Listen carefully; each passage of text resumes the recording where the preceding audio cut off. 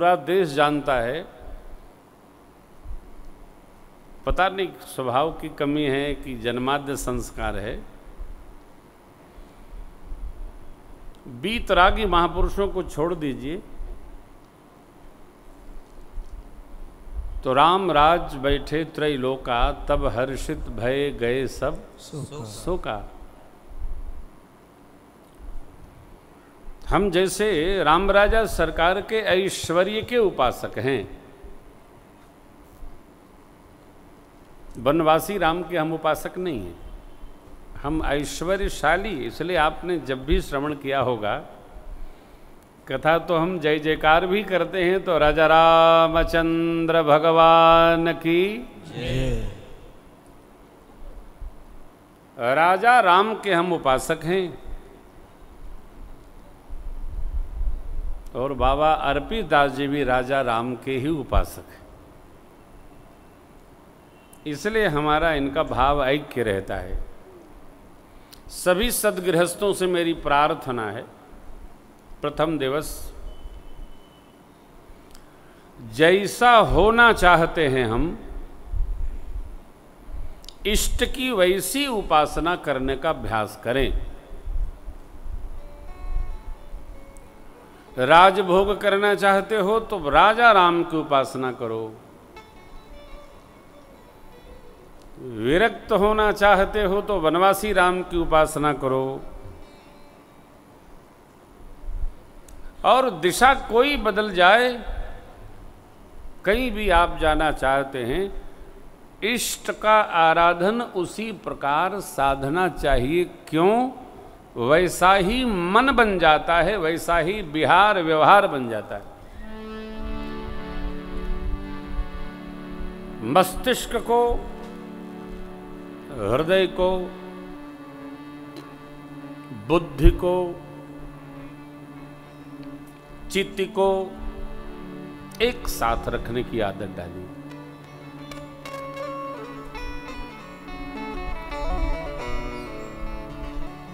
इस समय जो अवसर चल रहा है कोविड-19 कोरोना के प्रकोप का, उसमें हमको आपको सबको सावधान रहना है। जैसा कि आपको बताया गया है, आयोजक मंडल अपनी ओर से पूर्ण रूप से सावधान होकर आपकी सेवा करेगा। जो लोग फेसबुक और यूट्यूब के द्वारा श्रवण कर सकते हों, कृपा करके अपने अपने घर में ही कथा श्रवण करें, अन्यथा न आएं। जो आ सकते हैं वो यहाँ मर्यादा का अवश्य पालन करें। जो विहार है, व्यवहार है, अनुशासन है, उसमें जीना चाहिए। अच्छा, औरों की चिंता न करें, अपनी सुरक्षा की चिंता करें।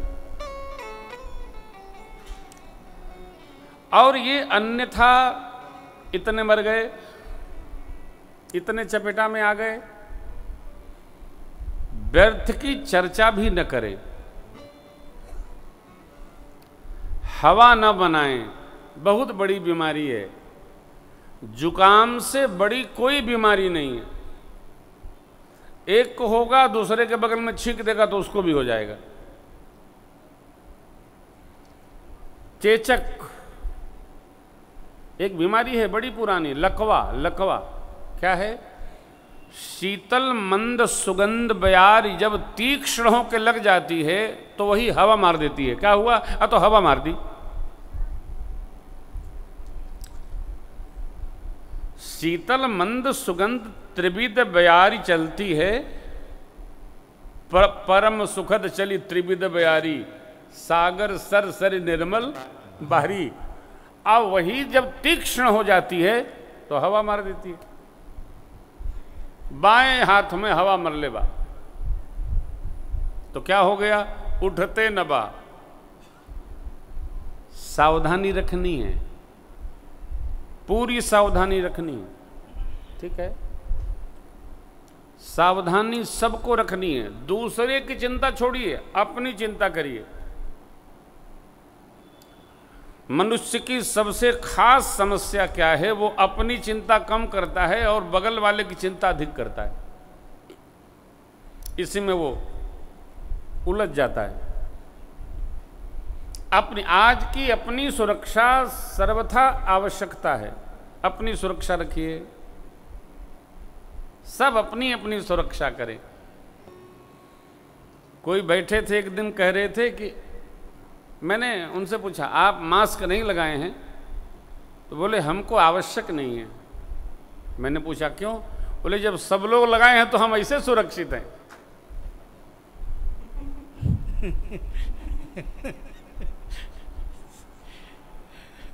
मैंने कहा लगा लीजिए, तो निकाल के लगाए। ये आवश्यक नहीं, वो टेलीफोन नहीं करेगी, कभी भी कहीं भी कैसे भी पकड़ ले रही है। साहब है क्या? हवा है, वायरस है, लेकिन कम हो रहा है। अंतिम चरण है। दीप की बाती जब अंतिम चरण आता है तो टहकार होकर जलने लगती है। इसलिए हमारे आपके जीवन में यह शिक्षण प्रवेश होना चाहिए। हमको सेफ मोड में रहना है, आत्म सुरक्षा बनाकर। बचाव में ही बचाव है। कोई ये न समझे कि हमको तो पकड़ेगी नहीं, ये छोड़ेगी नहीं। न जाने जैसे कलयुग किसी को नहीं छोड़ता है, इसका कोई अभिमान न करे। हम कलयुग से बचें। कली सब पर चरण डाल दिया है, और जिसने अभिमान किया उसको तो चपेटे में ले लेता है। इसलिए हम आप सभी लोग घर से चलते समय भी अपने को सैनिटाइज रखें। हम तो परसे में लेके टहरे थे। हाँ, कहाँ है पंडित जी? हमारा बैग लिए हैं, उसी में रखा है। हाँ, सुरक्षित रहिए। तो माननीय मुख्यमंत्री जी ने ये भी आदेशित किया था कि बीच बीच में ब्रह्मभूषण जी चर्चा भी होती रहे। हम और बाबा जब आग्रह करने गए थे तो उन्होंने कहा 8-9 महीना हो गया, धीरे धीरे सहजावस्था को प्राप्त करें हम लोग, और न डरिए न डराइए, लेकिन सुरक्षित रहने का अभ्यास सबको होना चाहिए। कथा न भी होती तो कोई बात नहीं, घर में तो सब लोग टीवी से दर्शन कर ही रहे हैं, परंतु कथा हो रही है, ये मेरा व्यक्तिगत स्वार्थ है। पुरुषोत्तम मास में हम एक भी दिन विश्राम नहीं लेते हैं, पिछले 10-15 वर्षों से। 30 दिन हो तो 30 दिन कथा ही बाँचते हैं। यात्रा में रहें तो अनुष्ठान में, पाठ में, नहीं तो कथा, लगातार कथा करते हैं। यह क्यों करते हैं आप जानते हैं कि हमारे यहाँ जो गणना है ना, काल गणना ज्योतिष की, और चंद्रमा, सूर्य नारायण और पृथ्वी को केंद्र में रखकर है।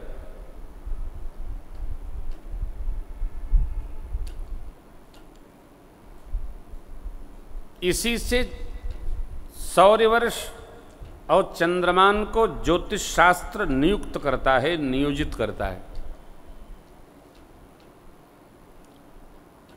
तिथि पत्रक के अनुसार, पंचांग विधान के अनुसार जो समय चक्र है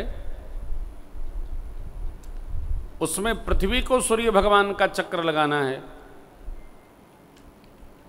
चंद्रमा को पृथ्वी का चक्र लगाना है। पृथ्वी का चक्र 365 दिन में पूरा होता है, इसलिए वर्ष हमारा 365 दिन का होता है।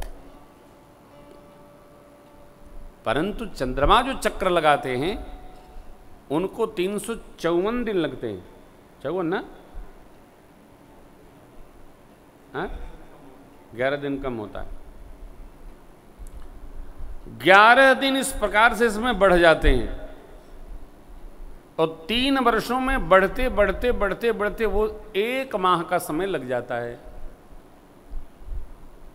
अब जरा प्रमाण देखिए, हमारे साथी लोग 7 से 9 लोग हैं।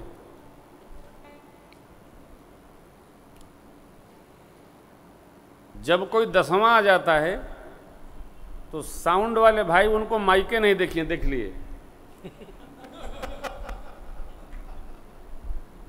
अरे भाई पुरुषोत्तम मास को भी माइक दीजिए। अच्छा, स्वामीनंद हमारे सुपुत्र हैं, बड़े शालीन हैं। अतिशय शालीनता भी एक दुर्गुण है।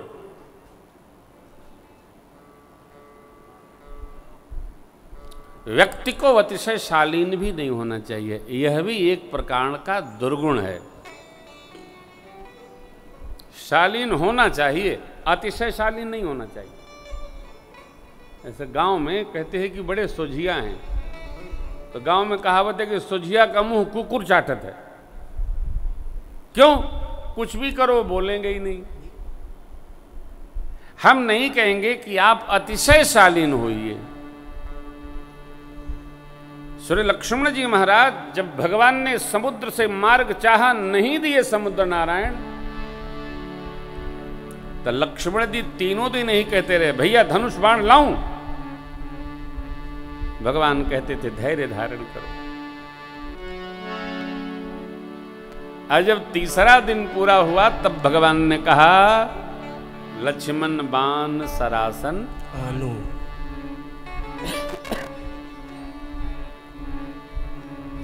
क्या करेंगे? सौखों बारिद। अरे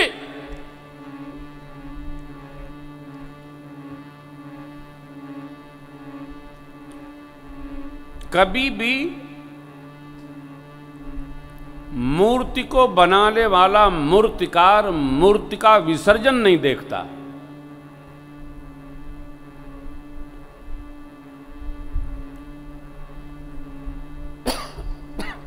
माली अपना लगाया पेड़ नहीं काटता।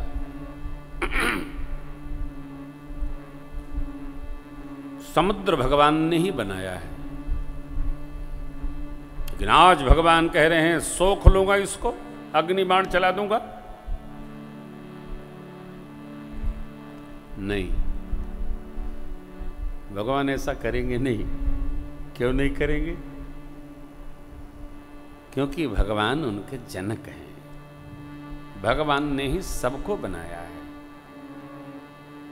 जिसने सूरज चांद बनाया, जिसने चिड़ियों को चहकाया, वो परमात्मा। लोग कहते हैं भगवान बड़ा बुरा करते हैं। चित्त में रखिएगा, भगवान केवल अच्छा ही करते हैं, वो बुरा करते ही नहीं। भगवान कभी किसी का बुरा नहीं करते। फिर जो बुरा होता है वो हमारा कर्म फल है, उसको हमको खाना पड़ेगा। कहीं प्रमाण ढूंढिए भगवान ने कभी किसी का बुरा नहीं किया है, ढूंढ के देखिएगा। तो प्रसंग चल रहा था, जब वो 1 माह अधिक हो जाता है, 12 मास से अधिक। अरे भाई, चैत बैसाख जेठ अषाढ़ सावन भादो कुवार कार्तिक अगहन पूस माघ फागुन चैत्र,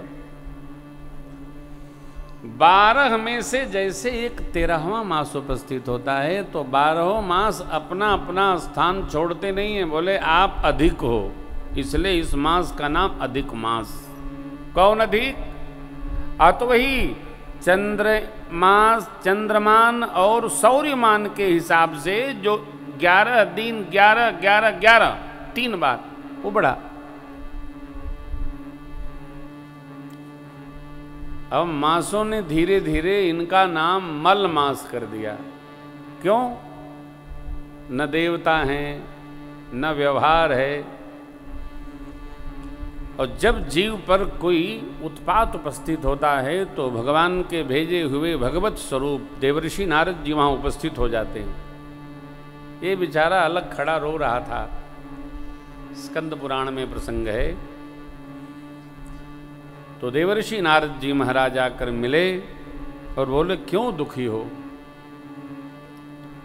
महाराज, 12 मास ने हमको अलग कर दिया। हमारे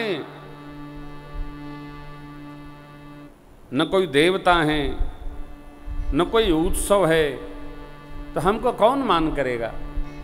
देखिए, मनुष्य के पास सब कुछ हो और सम्मान नहीं हो तो उस जीवन के जीने का कोई अर्थ नहीं रह जाता।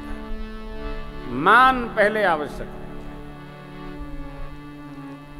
कहते हैं ना, अरे भाई देखो, 2 जून की रोटी सम्मान से मिलनी चाहिए, अपमान से नहीं मिलना चाहिए।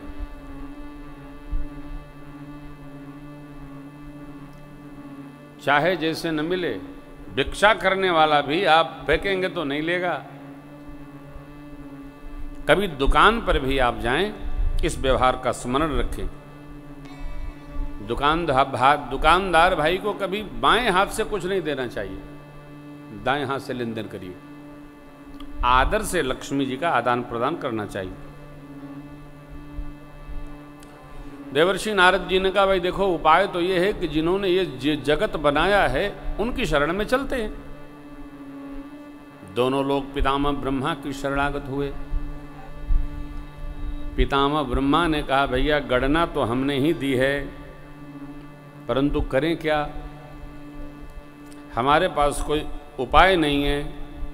ये तो सृष्टि का चक्र है, इसके लिए भगवान का आश्रय करना होगा। फिर तीनों लोग, पितामह ब्रह्मा, देवर्षि नारद जी और ये अधिक मास भगवान वासुदेव की शरणागत हुए। नारद जी ने प्रेरित किया और मलमास ने अपनी प्रार्थना रखी, अपना निहोर रखा, अपनी बात रखी। प्रभु, आपको आश्चर्य नहीं होना चाहिए, इस मास में कोई शुद्ध काम नहीं करते थे।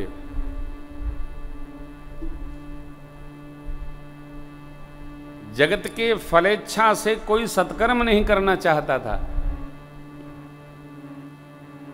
भगवान ने कहा, देखो, आप मेरे द्वारा बनाए गए सृष्टि चक्र में हैं, अस्तु आज से आपका नाम मेरा नाम आपका नाम होगा।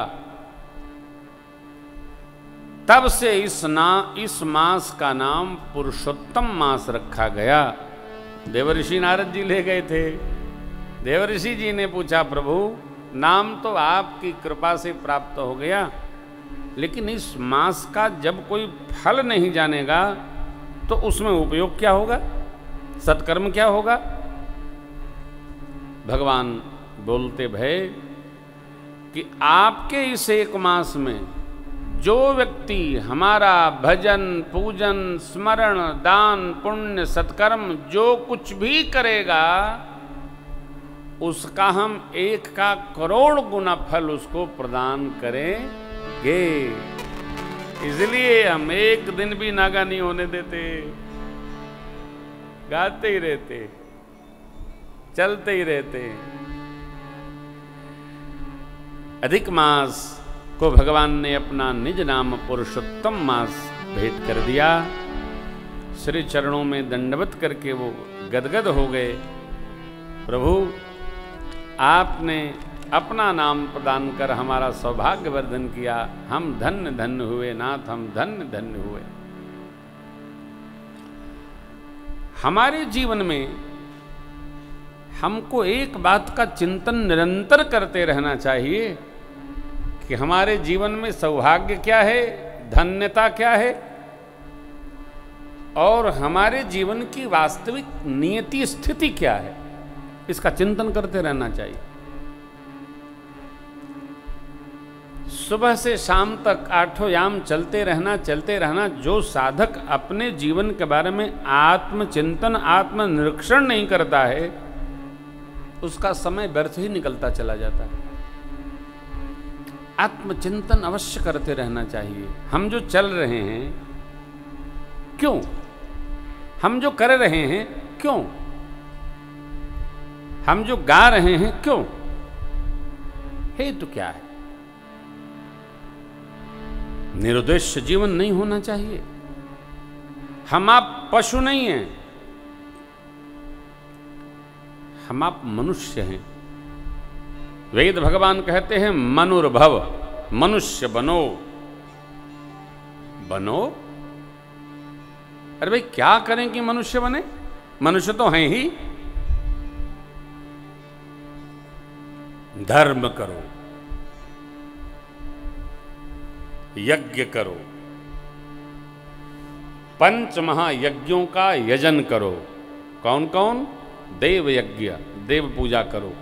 अतिथि यज्ञ, अतिथि का सत्कार करो। पितृ यज्ञ, माता पिता की उनके मन से सेवा करो। ब्रह्म यज्ञ, सदग्रंथ का पठन पाठन वितरण करो। ब्रह्म यज्ञ। और जो आपके अपने रक्त संबंधी नहीं हैं, थोड़ा उनके लिए भी कुछ अर्पण करो। चींटी को, कुत्ता को, गौ मां को, अथवा जो आपके अपने रक्त संबंधी नहीं है, उनकी सेवा में समर्पण करना, अर्पण करना, तन को, मन को, धन को। इस यज्ञ का नाम है बलिवश्य देव। यह 5 महायज्ञ गृहस्थ को नियमित रूप से करना ही चाहिए। फल क्या होगा इसको समझा जाए। हमारे आपके पास 3 प्रकार के कर्म हैं। बीता हुआ, भूतकाल जो संचित है, चल रहा है क्रियमाण काल, वर्तमान काल क्रियमाण कर्म, आने वाला है प्रारब्ध कर्म, भविष्य काल। हमने प्रेमभूषण ने जो पिछले जन्म में क्रमाण करके संचित किया हुआ है, उसका हम फल आज खा रहे हैं, उस कर्म फल को भोग रहे हैं। इसमें हमारा कोई योगदान नहीं है। सनातन संस्कृति का चिंतन है, सनातन धर्म के ऋषियों का चिंतन है। पिछला जो आपने संचित किया उसका फल आज खा रहे हो, कम से कम क्रमाण भी ऐसा कर लो कि आगे का प्रारब्ध आपका सुंदर हो, वो संचित होके अगले जन्म में प्राप्त होने वाला। इसलिए हमको आपको क्रमाण इतना सुंदर करना चाहिए, इतना चमकता हुआ करना चाहिए, इतना प्रकाशमय करना चाहिए कि हमको ये विश्वास बन जाए कि अगला जन्म इससे भी हमारा दिव्य होगा। क्यों? हम कर्म ऐसे कर रहे हैं कि वो चमकता हुआ प्राप्त होगा। केवल वर्तमान नहीं, वर्तमान का चिंतन करके नहीं चलना है। और ये बात उसके लिए है जो विवेकी है। और विवेक जगने के लिए सत्संग में बैठना आवश्यक है। हम आप बैठे हैं, इसी क्रियमाण को संग्रहित करने के लिए हम आप कथा श्रवण करने आए हैं। हम क्रियमाण एकत्र करेंगे। जो प्रारब्ध को संवारने के लिए संचित होगा, वह व्यक्ति जीवन में सब प्रकार सुखी रहता है जो अपने वर्तमान को विवेक पूर्वक जीता रहता है। वर्तमान को जिसने लापरवाही से जिया है, वो आगे सुखी नहीं रह सकता है। वर्तमान हमारा चमकीला हो, दिव्य हो, सुष्ट हो, पुष्ट हो, अद्भुत हो। वर्तमान को संभालें, वर्तमान को सजाएं।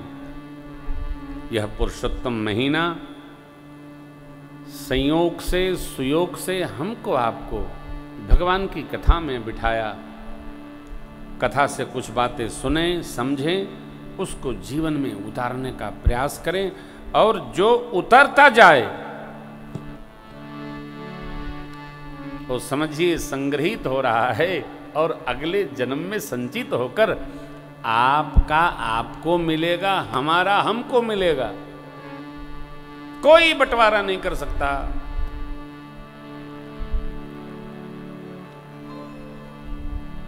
जीवन बीमा की पॉलिसी का लाभ घर वालों को मिलता है। एजेंट भाई पहले कहता है 1 करोड़ का बीमा करा लीजिए, लाभ इतना रुपये आपको मिलेगा, इतना जमा करने पर, और लाभ बाय द वे आपका एक्सीडेंट हो गया तो घर वालों को 3 गुना मिलेगा।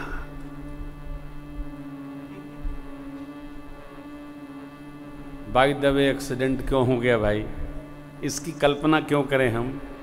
नहीं, वो ऐसा समझाएगा, ऐसा समझाएगा, और समझ में क्या है कि आपको मिलेगा 1 गुना और मरने पर मिलेगा 3 गुना। कई लोग बीमा करा के मर भी जाते हैं। लाभ क्या है? भगवत कथा, सत्कर्म, यज्ञ, कीर्तन, दान, पुण्य, भजन, मनन, निधिध्यासन, पूजन, ये औरों के लिए नहीं है, ये अपने लिए है। इसका फल अपने को मिलना है। हम 7 दिन कथा श्री राघव जी की शरण में सुनाएंगे आपको। इसका लाभ हमको मिलेगा क्योंकि हम कथा पुरुषोत्तम में सुना रहे हैं। आप सुन रहे हैं, उसका लाभ आपको मिलेगा क्योंकि आप पुरुषोत्तम मास में कथा सुन रहे हैं। सबको अपना अपना लाभ मिलेगा। साधक को, भगत को सर्वकाल विश्वास संपन्न रहना चाहिए। ये पंक्ति हम बार बार श्रवण कराते हैं, बिनु विश्वास भगति नहीं। विश्वास में रहिए। जितना अधिक विश्वास है, किस बात पर? हम तरेंगे। भगवान हमको सबसे अधिक प्रेम करते हैं। अच्छा, उसके लिए ये बड़ी कठिनाई है। जो यही सोचता रहता है पता नहीं भगवान हमको प्रेम करते हैं कि नहीं करते हैं, इस अविश्वास में क्यों रहना? इसका तराजू बटखरा ये है, जितना हम उनको प्रेम करते हैं वो भी उतना ही हमको प्रेम करते हैं। जितना हम भगवान को प्रेम करते हैं उतना भगवान हमको प्रेम करते हैं। आप प्रसंग सुनते रहते हैं ना, भगवान केवल प्रेम से रिझते हैं। राम ही केवल प्रेम प्यारा। अब लखनऊ में बैठकर हम आपको मानस महिमा का, राम कथा महात्मा का स्मरण नहीं कराएंगे। आप सब जानते हैं मानस जी के 7 कांड हैं। बालकांड, अयोध्या कांड, अरण्यकांड, सुंदरकांड, अरण्यकांड, किष्किंधा कांड, सुंदरकांड, युद्धकांड और उत्तरकांड, 7 कांड हैं। ये 7 सीढ़ी हैं। काहे? आ तो भगवत साक्षात्कार इसी से प्राप्त होगा। जो जितना स्मरण में रहता है, चिंतन में रहता है, भगवत प्रेम में रहता है, उसको लगता है कि हम भगवान से प्रेम करते हैं तो भगवान भी हमसे प्रेम अवश्य करते। इसमें कदापि संदेह नहीं रखना चाहिए। और जब भगवान हमसे प्रेम करते हैं तो काहे का डर? जब हम भगवान के हैं, जब हम राम जी के हैं तो राम जी हमारे हैं, काहे का भय? मानस की महिमा प्रेमामृत में वर्णित है, आप सब लोग जानते हैं, सुनते हैं। यह मास सौभाग्य से हमारे आपके जीवन में है, उपस्थित है, क्षण उपस्थित है, पल उपस्थित है। 7 दिन सुंदर सत्संग का संयोग सुयोग उपस्थित है। जितना कर सके, जितना बन सके उतना करिए। क्या करें? आप तो सत्कर्म करिए भाई, खूब करिए। श्री राम कथा 4 स्थानों पर गाई जा रही है। भुसुंडी बाबा नीलगिरी पर्वत पर गरुण जी पक्षीगणों को श्रवण करा रहे हैं। यही राम कथा जो हम आप सुन रहे हैं। भोले बाबा कैलाश पर्वत पर मां भगवती को कथा सुना रहे हैं। ऋषिवर याज्ञवल्क्य जी कर्मकांडी महापुरुष हैं, भरद्वाज जी को तीर्थराज प्रयाग में कथा श्रवण करा रहे हैं।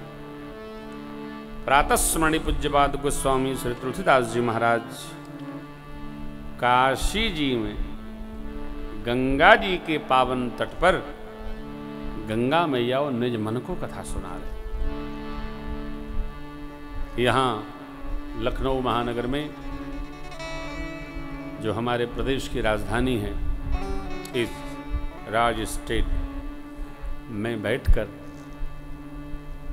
हम लोग यहाँ कथा गा रहे हैं, सुन रहे हैं।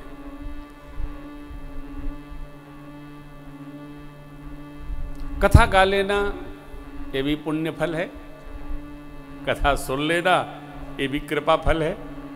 अति हरि कृपा जाहि पर होई, पांव दे एहि मार्ग पुण्य पुंज बिनु मिने न संता। संत कौन? अतो जिसके स्मरण करने मात्र से अनंत का स्मरण उपस्थित हो जाए वो जीव संत है।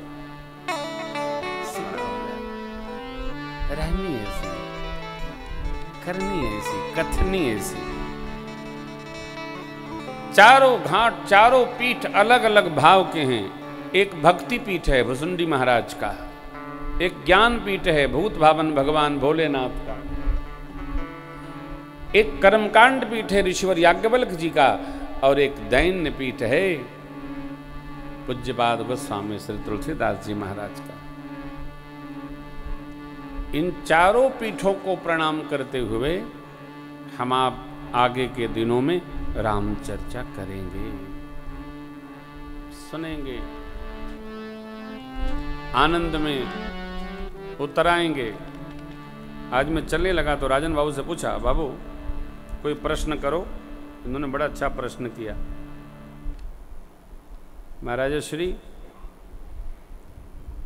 आप कहते हैं कि पुरुषोत्तम मास है, खूब भजन करो, खूब दान करो, खूब पुण्य करो, सत्कर्म करो, और जिसके पास दान करने की व्यवस्था कमजोर हो, आर्थिक स्थिति थोड़ी हल्की हो, वो कैसे सत्कर्म करेगा? अच्छा प्रश्न है। देखिए, दान और पुण्य ये 2 शब्द हैं। दान मन से भी हो सकता है, कर्म से भी हो सकता है, परंतु दोनों में वस्तु आवश्यक है। कर्म से होगा, कर से होगा, उसमें वस्तु का व्यवहार करना पड़ेगा। परंतु मन से भी यदि हम दान कर रहे हैं तो वहां भी वस्तु की कल्पना करनी पड़ेगी, बिना उसके संभव। मेरे मन में आ गया कि मैं एक कपिला गौ दान करूंगा, और मन के पास वो कपिला गौ उपलब्ध नहीं हो रही है, महीनों लग जाता है, साधक इकट्ठा नहीं कर पाता है, ला नहीं पाता है। तो अब मन के स्तर पर महीनों जब कपिला गौ को वो ला पाएगा मन में, तभी वो दान कर पाएगा। आप समझते हैं सीधा? नहीं तो नहीं।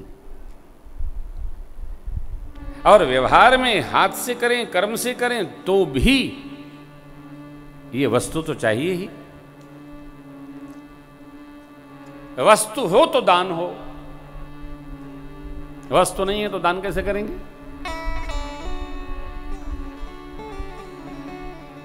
देखिए, कल्पना लोक में भी जो मन से वस्तु को दान करता है तो मन ही इंद्रियों का राजा है। मन ही उठता है, मन ही गिरता है, मन ही लेता है, मन ही देता है। मानसिक रूप से भी कोई बैठकर बड़े प्रेम पूर्वक ध्यान में आते हुए, सहज रहते हुए यदि दान में अवस्थित हो रहा है तो भगवान ऐसी सुंदर व्यवस्था कर देते हैं कि उसके क्रिया में भी दान उपस्थित होने लगता है, ऐसा ऋषियों ने व्यवहार दिया। मन से तो करो, लेकिन कई लोग तो ऐसे विचित्र होते हैं कि मन से भी नहीं करते। प्रातः स्मरणीय पूज्य स्वामी राजेश्वरानंद जी महाराज ये कथा सुनाते हैं। एक सेठ जी बड़े अच्छे कंजूस थे, बड़े ही कंजूस। अच्छा, कंजूसों की भी बड़ी भगवान ने कथा बनाई है साहब। ओहो, अपने करेंगे नहीं, दूसरे को करने नहीं देते हैं। तो यही ढूंढा करता था कि कोई ऐसा महात्मा मिल जाते कि खर्चा भी ना होता, वो दान भी हो जाता। एक दिन सत्संग में कोई बड़े सिद्ध महापुरुष आए, उन्होंने बताया कि देखो, वस्तु पास में ना हो तो मन से भी तुम दान कर सकते हो, मन से भी भोग लगा सकते हो, मन से भी बना करके अर्पित कर सकते हो। सेठ जी सोचते सोचते सोचते सोचते मन के स्तर पर साधना करने लगे। ये तो बहुत सरल, बड़े अच्छे महात्मा हैं। हर न फिटकरी रंग चोखा, ऐसा मंत्र बता दिए। कुछ लगना भी नहीं है, कोई खर्चा भी नहीं है। अब वो साधने लगे साधने लगे साधने लगे। एक दिन कोई पर्व आया तो सेठ जी ने सोचा, क्यों ना भगवान को मालपुआ खीर भोग लगा दें। कहाँ लगाना है? मन के स्तर पे। मालपुआ बनाए, मालपुआ बन गया, खीर चढ़ी थी। तो आप तो जानते हैं, खीर जब पक जाए और नीचे रख जाए फिर उसमें शक्कर डालना होता है। गरम खीर में शक्कर डालो तो फट जाएगा। खीर को सिरवाए, ठंडा किए। अब लगे वो मानसिक स्तर पर लगे चीनी निकाल के डालने, तो 2 चम्मच चीनी डाले और तीसरा चम्मच निकाले तो लगा कि कहीं अधिक तो ना पड़ जाएगा। जब 2 चम्मच से काम चल रहा है तो तीसरा चम्मच डालने की क्या जरूरत है? तो निकाले तो थे, लेकिन फिर वापस रखने लगे, तब तक भगवान ने हाथ पकड़ लिया। अरे सेठ जी, जब मन से ही डालना है तो डाल दो, खर्चा तो कुछ होना नहीं है, तो इसको निकाल के फिर क्यों वापस ले जा रहे हो? तो सेठ जी बोले कि भगवान, जब 2 से ही अधिक मीठी हो गई है तो तीसरा क्यों बर्बाद कर रहे हो, झोंके दे रहे हो? अब वो सेठ जी और भगवान का झगड़ा चल ही रहा है। तब तक सेठ जी की आंख खुली कि भगवान की कृपा, और सेठ जी को भगवान का साक्षात्कार भया। कहे, प्रभु, जब 2 से ही मिठास बढ़ गई है तो तीसरा क्यों बर्बाद करें? जानते कितनी महंगाई चल रही है। हाय हाय। सेठ जी के भाव का भगवान ने दिव्य दर्शन पाया, और सेठ जी ने अपने भाव मन के स्तर पर रखने के कारण भगवान का साक्षात्कार पाया। बोलिए भक्त और भगवान की जय। यहां कुछ नहीं लगना, मन के स्तर पर जो सद गया हो वो सीधा है। और ये केवल पूजन में नहीं, जगत में भी साधो, जगत में भी साधो। व्यास जी,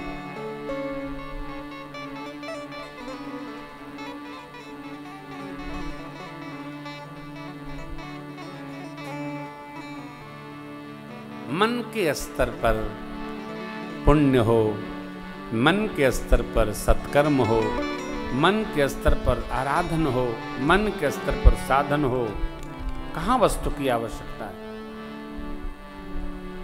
लेकिन जरा हम सोचें, क्या कभी मन के स्तर पर भी हम उतरते हैं? हम तो सर्वकाल यही देखते रहते हैं, मेरा मन ठीक नहीं है। कैसे ठीक होगा? क्या हथौड़ी से ठोका जाए खोपड़ी पर? कैसे ठीक होगा? क्या पकड़ के दीवार में मारा जाए? कैसे ठीक होगा? पानी गिराया जाए यहाँ? कैसे ठीक होगा? मन हमारा है, हमारा मन न आपके पास है, न आपका मन हमारे पास है। मैं भी आज राजन जी से कह रहा था कि बेटे, सदगुरु और शिष्य का जो संबंध है वो मन के स्तर पर होना चाहिए। पिता पुत्र का संबंध मन के स्तर पर होना चाहिए। भक्त और भगवान का संबंध इसी स्तर पर होना चाहिए, तो कुछ मांगना नहीं पड़ता है। भगवान अपने आप सब करते रहते हैं, चलता रहता है, चलता रहता है। भगवान ने संदेश कहा था हनुमान जी महाराज को ना, भगवान ने केवल 2 बात कही, कही बल बिरह बेग तुम आयु। पहली अर्धाली क्या है? बहु प्रकार सीत ही समुझ आए। बहु प्रकार। पिता के संदेश को पुत्र मां से किस किस प्रकार से समझा पाएगा? संभव नहीं है। कल हमारे बच्चे हमको समझा रहे थे,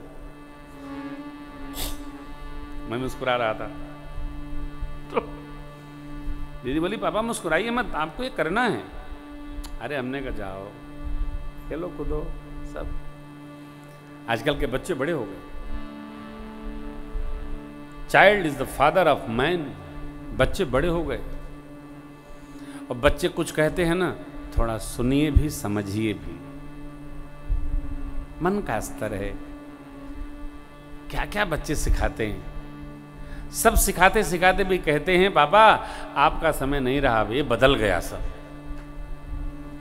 अब आश्चर्य लगता है क्या बदल गया, क्या था क्या हो गया। अभी हमारे बाबू स्वतंत्र देव सिंह हमारे मित्र हैं, बोले ना कि महाराज जी को बहुत अच्छी तरह जानते हैं, क्योंकि हम वो एक साथ पढ़ते थे। वो मेरे सीनियर थे, मैं उनका जूनियर था, तो वो स्तर वही है, मन के स्तर पर हम उनको जानते, वो हमको जानते। बाबा कई बार कहते हैं कि महाराज श्री एक बार, अरे आप मिलिए ना, आवश्यकता नहीं है, मन का स्तर एक है, कोई नहीं। मेरी आप सभी से प्रार्थना है, साधना के काल में, कथा श्रवण करके साधना के काल में इस स्तर पर हम उतरें। किस स्तर पर? मन के स्तर पर। जब तक एक दूसरे का मन न समझा गया तब तक साधन नहीं बनेगा, व्यवहार भी नहीं बनेगा। व्यवहार के लिए भी मन के स्तर पर अवतरण चाहिए।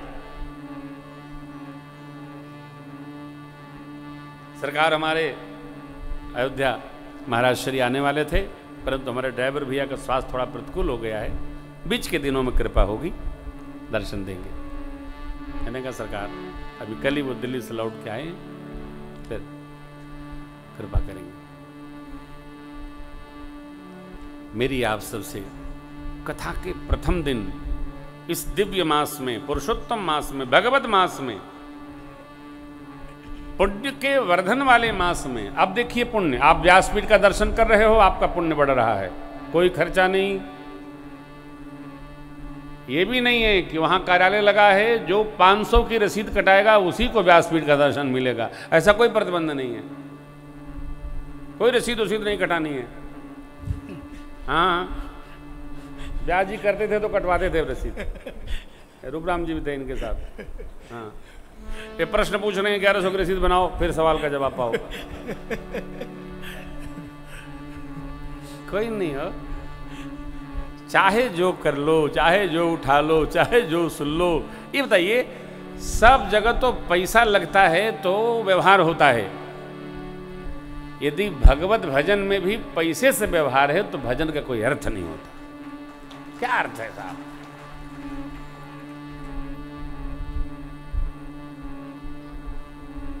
अब आप लोग जानते ही हो, मैंने कथा की दक्षिणा राघव की कृपा से बंद कर दी है, बहुत हो गया। अब लो नसानी, अब नान सही है। साथी लोगों को तो देना ही पड़ता है, क्योंकि इन लोगों को तो जो है, ये लोग बंद कर देंगे तो फिर हम बंद हो जाएंगे। है? कई लोगों ने अर्थ निकाला, महाराज आपकी टीम बहुत दक्षिणा लेती है। हमने कहा भाई हम बंद कर दिए, इसलिए लेने लगे। तो इसमें बुरा मानना नहीं चाहिए। इन लोगों की तो 3 गुनी 4 गुनी हो जानी चाहिए। क्यों?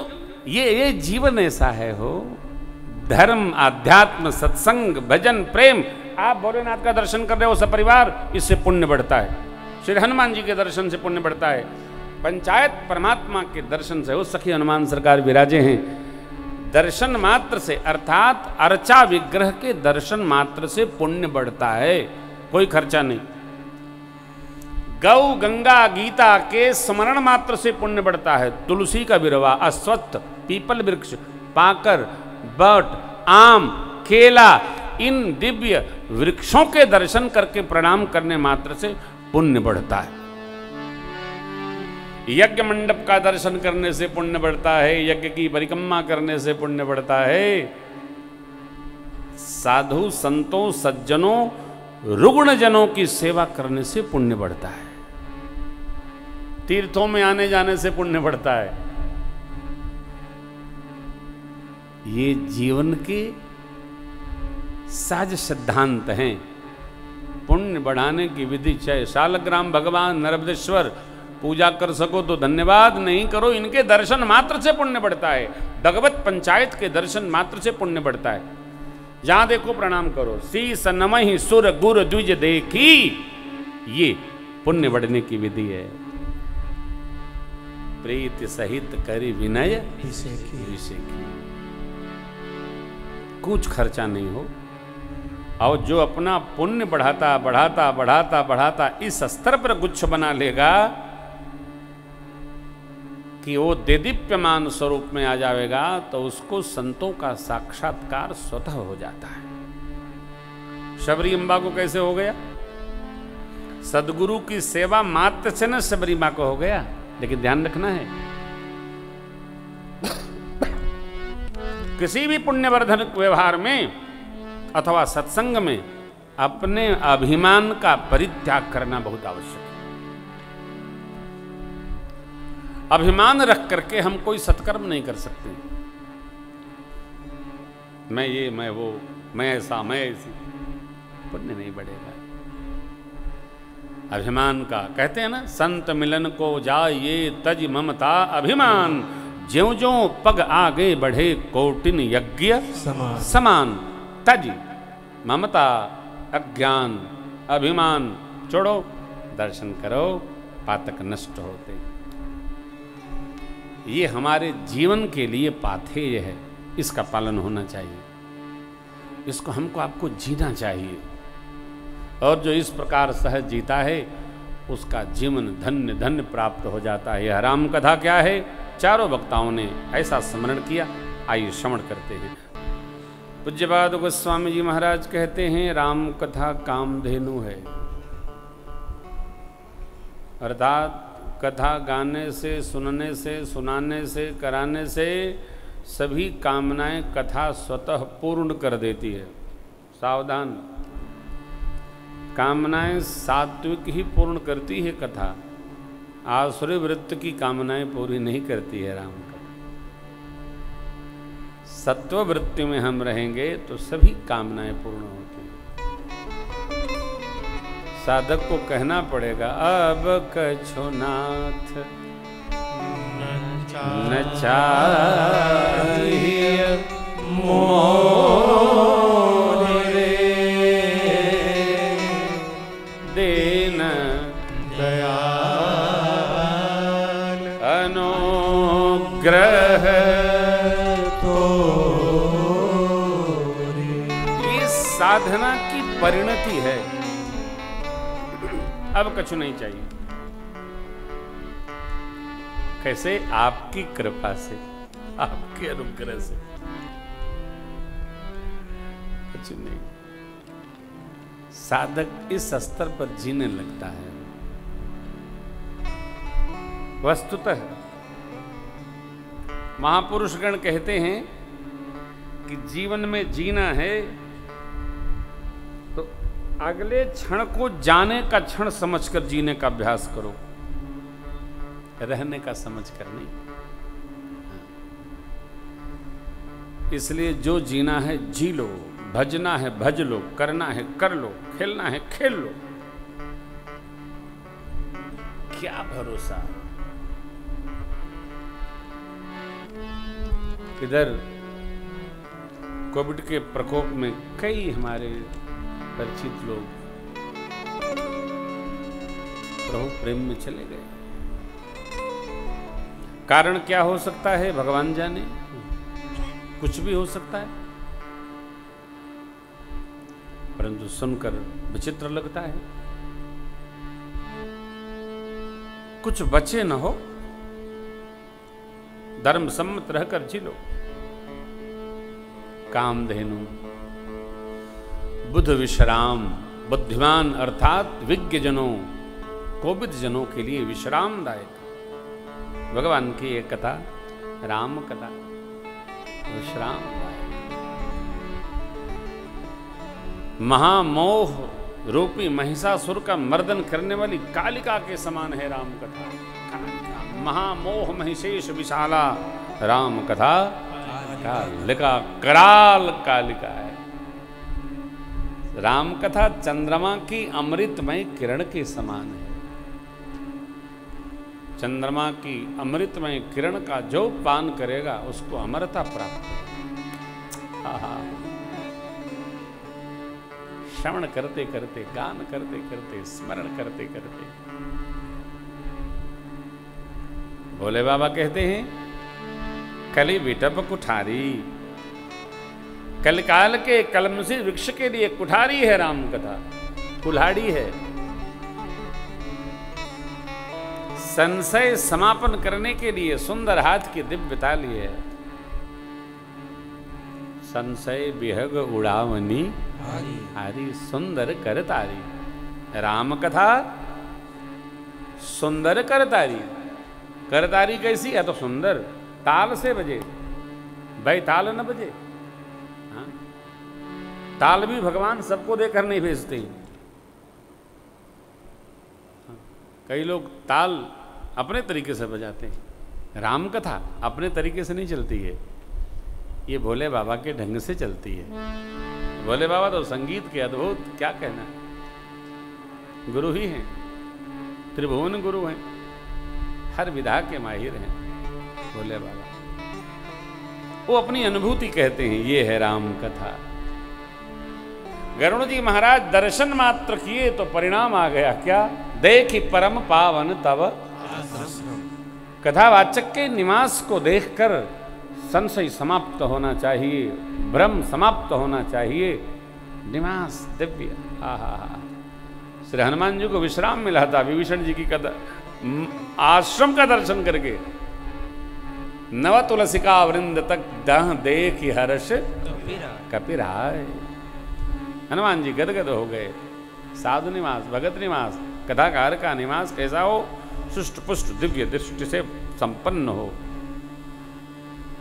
जीवन भी, निवास स्थल भी, विहार भी, हा देख कर लगे हो कोई भगत जी मिल गए। गरुड़ जी को अनुभूति हुई, सुनहु तात यही कारण आयऊं, सो सब भयउ दर्श तब। आपका दर्शन मिला, सब कार्य पूर्ण हो गए। आश्रम देखा, संशय समाप्त हो गया। अब कथा श्रवण कराई, अब कथा सुनाई।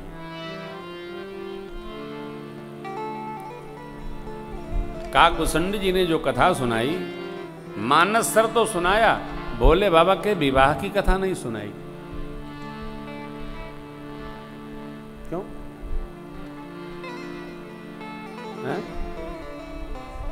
बाबा मां से कह रहे, इसलिए बाबा ही काट गए। अपने विवाह की कथा भोले बाबा ने नहीं सुनाई, तो किसने सुनाई? वो इष्टदेव शिव जी हैं, याज्ञवल्क जी महाराज के। तो अपने इष्ट की कथा, विशिष्ट कथा याज्ञवल्क जी ने भरद्वाज जी के प्रति सुनाई। भरद्वाज जी भी शिवोपासक हैं। कितनी अद्भुत बात है वो। ये आचार संहिता बड़ी अद्भुत है। नाना पुराण निगमागम सम्मतम सम्मतम यत।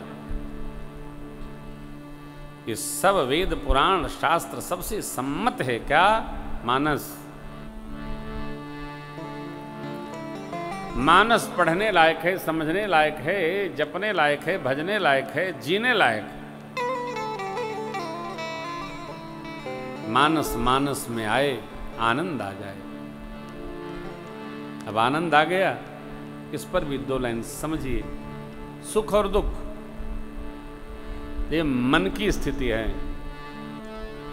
लेकिन आनंद हृदय की स्थिति है। आनंद मन के स्तर पर नहीं रहता, वो जीवन में हृदय के स्तर पर उपस्थित होता है। अरे भैया बड़ा आनंद आया हो,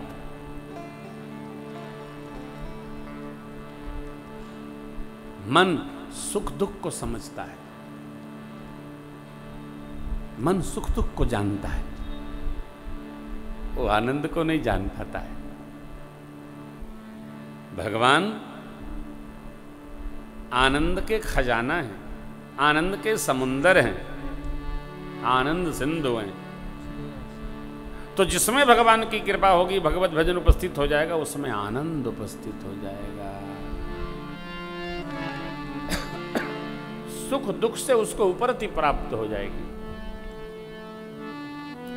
अब जब आनंद घन भगवान कृपा कर देंगे तो आनंद में डूबने लगेगा, उतराने लगेगा, तो जगत के विहार विकार की वो चिंता ही नहीं करेगा। आनंद आनंद